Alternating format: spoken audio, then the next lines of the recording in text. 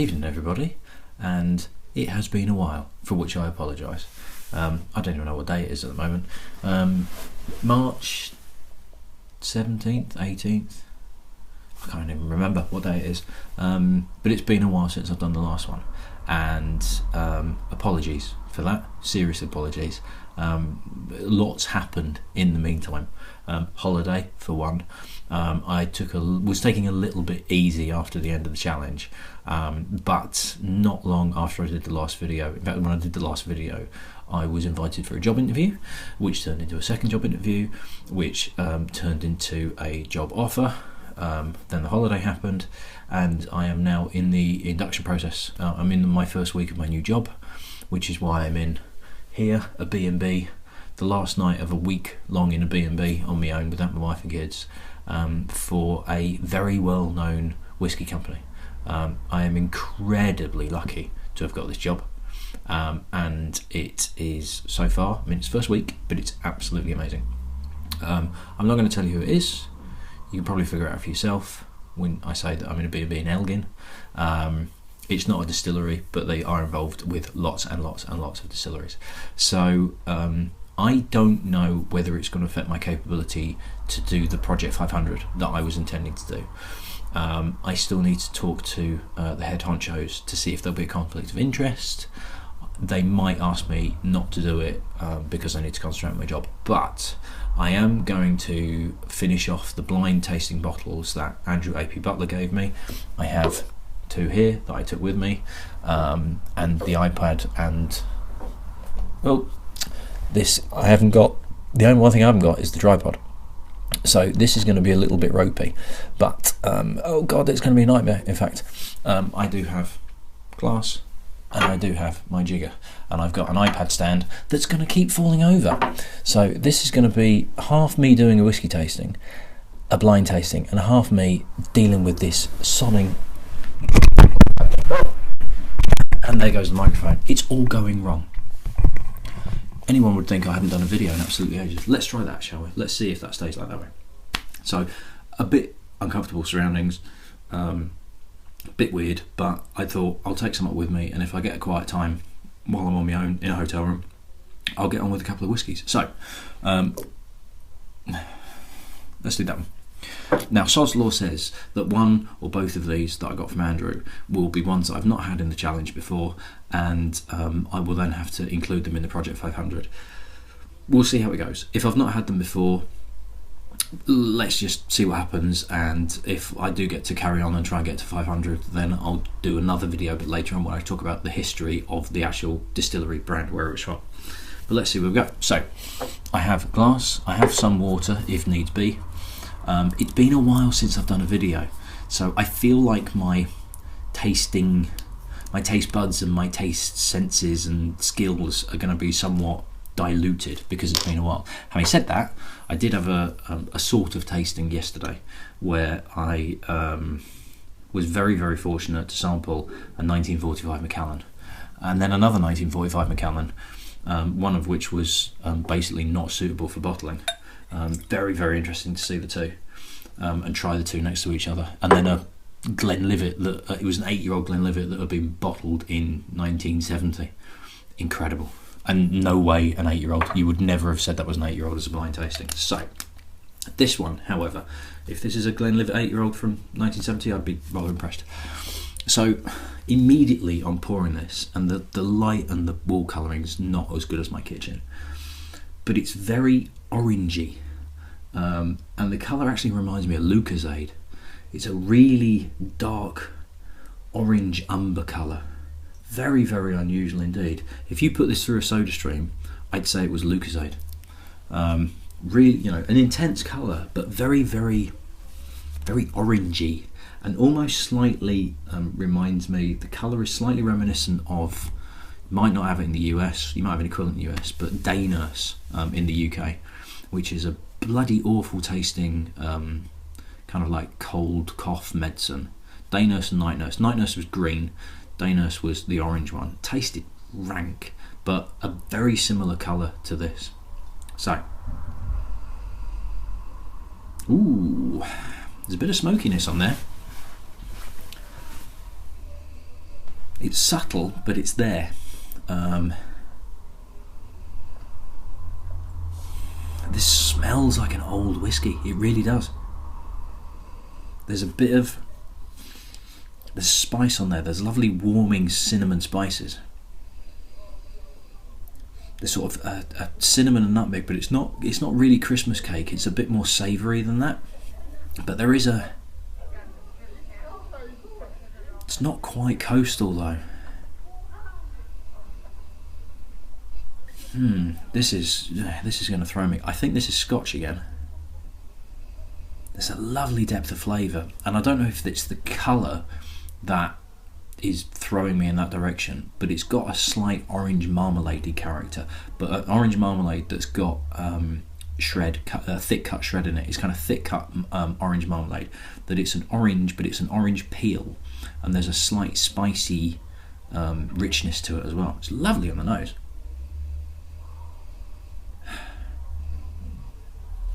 It's got a Speyside-y feel to it. I'm erring towards Scotch. I'm erring towards single malt. It doesn't have the edge of a grain to suggest it's a blend. It's got a lovely warming character to it. There is a smokiness to it, but it's really subtle, really gentle, and it's supporting the characteristics. It's not overpowering it, but it's not. It doesn't get something like Highland Park or something like that.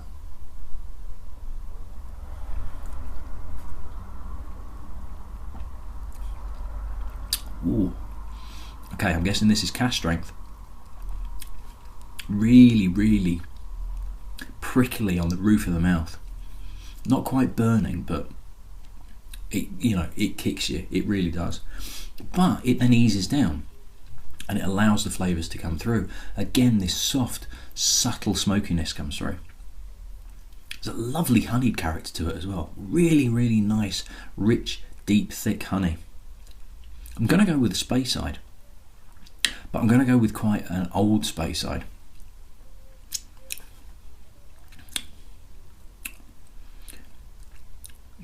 Although it could be something like Clynelish or Brora, because that had that subtle smoky character to it, very gentle. Is it oily? Possibly. It's the depth of flavour, and it almost suggests to me something like Brora. It's really got vibes of that. It probably isn't. It's probably Irish, but that is a corker, and yeah, there's a real depth of flavour to that. I'm going to have one more sip and then I'll add some more to it.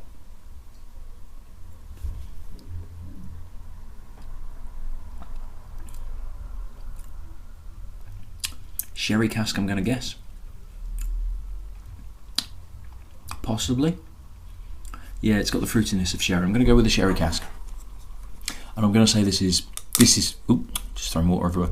I'm going to say this is cask strength, rather than sort of 48, 50, something like that. But I think this has got a bit of age to it as well. I'm not going to try and put too much in. I think this has got possibly 18-year-old, 18, maybe even over 20, maybe 21, something like that. Okay, water, just taking that subtle smokiness off a little bit. Orangey character comes through. Demerara sugar. Yeah, orange peel and Demerara sugar. It's very much an after dinner whiskey. An after dinner in front of a log fire. This is a really good nose.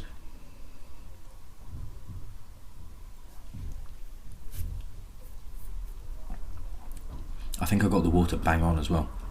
It's taken all the fire off. It's taken totally all the edge off, but it's got still enough of a heat to it to support the flavours that are there. Maybe not quite as complex with the water though. The levels of flavour just are a little bit subdued, slightly too much.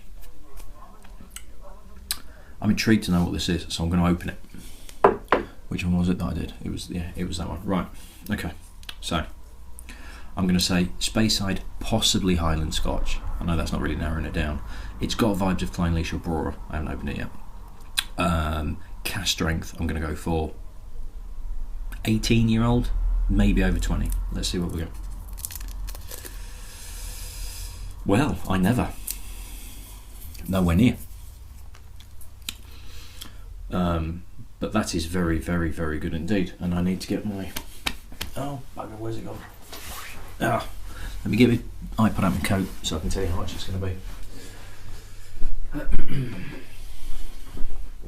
Don't worry, I'm back. I haven't gone anywhere. Right, interesting. Very interesting indeed. Because I wouldn't have picked it as American at all. So this is, and I probably should count myself very, very, very, very lucky having just seen the price of it. So this is, I don't know if you're going to be able to see this on the camera, Old Rip Van Winkle, 10-year-old, 107 proof. So it was over 50, but it was over 50. Why can I not? Right, okay. This is what the bottle looks like. And for some reason I can't actually get on Master of Malt's website. But this is, well, I'm just looking through Google at the moment. As I'm Googling through it, on the oldripvanwinkle.com, it has it as $59.99 a bottle. It's not that much, but if you put it into Google Shopping, it's £600 a bottle. Yeah, so very, very, very fortunate to have that. That is something special. I did have a Van Winkle, and it was just Van Winkle something. I can't remember what it was. It was like a sort of on the in terms of the price range, the lower end of the scale. And it was good, but it wasn't anything particularly fantastic. This, this is a 10-year-old. And this is incredible. Like I say, if I'm blind tasting a whiskey and I'm comparing it with Brora, it has got a lot going for it. But really scotchy, but really kind of old style Scotch. There is a really subtle smokiness in there, very subtle, very subdued, but it lifts everything up. The fruitiness that was there, like I say, this is bourbon, and yet I thought this was sherry cask, because there is a fruitiness. It's not an obvious vanillariness that you associate with bourbon whiskey. This is much more fruity than anything else, and the kick that's in there as well. Yeah, okay. I thought it was a bit stronger. I thought it was more cask strength. High 50s. Obviously 107 American proof, so that will be 50.35. No, hang on. 53.5. 53.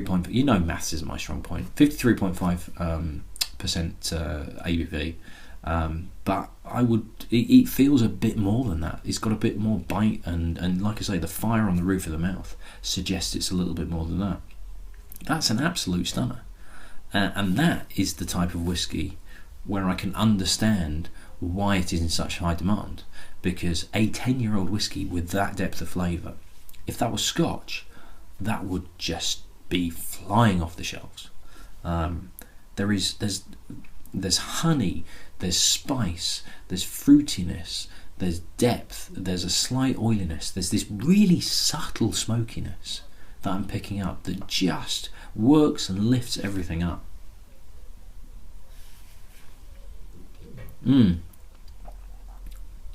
That is a bit of a doozy. That really is. Right, I only have one glass with me, so I need to wash everything out, and then I'll crack on with the next one. But Andrew, thank you very, very much for that. That's really, really good indeed. And well off on that. Speyside Scotch? Nope, not even close. But very Scotchy characteristics with this, and old Scotch, older styles of Scotch as well. Yeah, impossible. No way I would have said that's 10-year-old at all. Really, really good. Right, got another one to do, and then that's me to bed. So I shall see you at the next one. Cheers.